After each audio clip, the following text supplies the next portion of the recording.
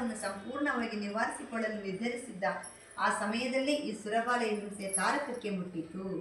ಶ್ರೀಮಾತೆ ಇದು ಮುಗೀತು, ಇನ್ಮೇಲೆ ಈ ಲೀಲೆ ಮುಕ್ತಾಯ ಮಾಡಿಬಿಡೋಣ ಅಂತ ಅವ್ರ ಮನಸ್ಸಿಗೆ ಬಂತು.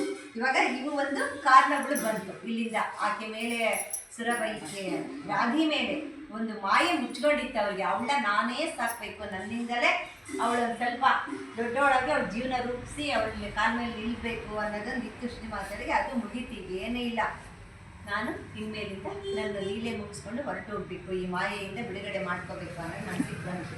ಇದು ಒಂದು ಕಾರಣ ಸಿಕ್ತು ಅವ್ರಿಗೆ. ಸಾಕು, ಇನ್ಮೇಲೆ ನಾನು ಮುಗಿಸ್ಕೊಂಡ್ಬಿಡೋಣ ಅಂತ. ಈ ಸುರಬಾಲೆ ಹಿಂಸೆ ತಾರಕಕ್ಕೆ ಮುಟ್ಟಿತ್ತು. ಅದೇ ಗಳಿಗೆಯಲ್ಲಿ ಒಂದೇ ಒಂದು ಕ್ಷಣ ಕಾಲ ಶ್ರೀಮಾತೆಯವರು ತಮ್ಮ ಸಹನೆ ಕಳೆದುಕೊಂಡು ಬಿಟ್ಟರು.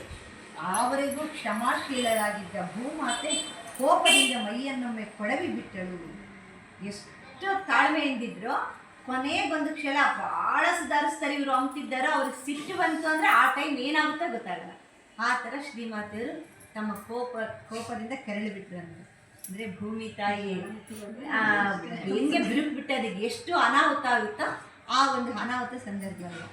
ಆ ದಿನ ಕೆರೆಯಲ್ಲಿ ಮುಳುಗಿ ಹೋಗಿದ್ದ ಮನ್ಮಥ ಕ್ಷೇಮವಾಗಿ ವಾಪಸ್ ಬಂದ ಮೇಲೂ ಸುರಬಾಲೆ ಶ್ರೀಮಾತೆಯವರ ಮೇಲೆ ಬುಸುಗುಟ್ಟುತ್ತಲೇ ಇದ್ದಳು. ತನ್ನ ಸಿಟ್ಟು ತೀರಿಸಿಕೊಳ್ಳಲು ಅವಳಿಗೆ ಸರಿಯಾದ ಅವಕಾಶ ಸಿಕ್ಕಿರಲಿಲ್ಲ. ಆದ್ದರಿಂದ ಅದೇ ಸಂಜೆ ಅವಳು ಮತ್ತೆ ಬಂದಳು. ಶ್ರೀಮಾತೆಯವರ ರಾತ್ರಿ ಅಡಿಗೆಗಾಗಿ ತರಕಾರಿ ಹೆಚ್ಚುತ್ತಾ ಕುಳಿತಿದ್ದರು. ಈಕೆ ಬಂದು, ಅತ್ತಿಗೆ, ನೀನು ಬೇಕಂದೇ ನನ್ನ ಮಗಳಿಗೆ ಅಫೀಮ್ ಕೊಟ್ಟು ಅವಳನ್ನು ಕುಂಟಿಯನ್ನಾಗಿ ಮಾಡಿ ವಶಪಡಿಸಿಕೊಂಡಿದ್ದೀಯೇ, ನನಗೆಲ್ಲ ಚೆನ್ನಾಗಿ ಗೊತ್ತು ಎಂದು ದೂರುತ್ತಾ ಜಗಳ ತೆಗೆಯಲು ನೋಡಿದಳು.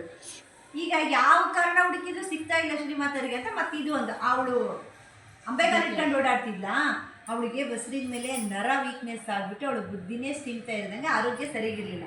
ಸುಮ್ಮನೆ ಇರಬೇಕಂದ್ರೆ ಯಾವುದೋ ಒಂದು ಸಮಾಧಾನದಿಂದ ಕೆಲವೊಬ್ಬರು ನೋವು ಬಂದಾಗೆ ನೋವಿನ ಮಾತ್ರೆ ತಗೊಂಡ್ರೆ ಕಡಿಮೆ ಆಗುತ್ತೆ, ಅದೊಂದು ಚಟಕ್ಕೆ ಬಿದ್ದುಬಿಟ್ಟಿರ್ತದೆ. ಮಾತ್ರೆ ತೊಗೊಂಡ್ರೆ ನಾವು ಕಡಿಮೆ ಆಗಿದ್ದಿಲ್ಲ ಅಂದರೆ ಆಗೋದಿಲ್ಲ.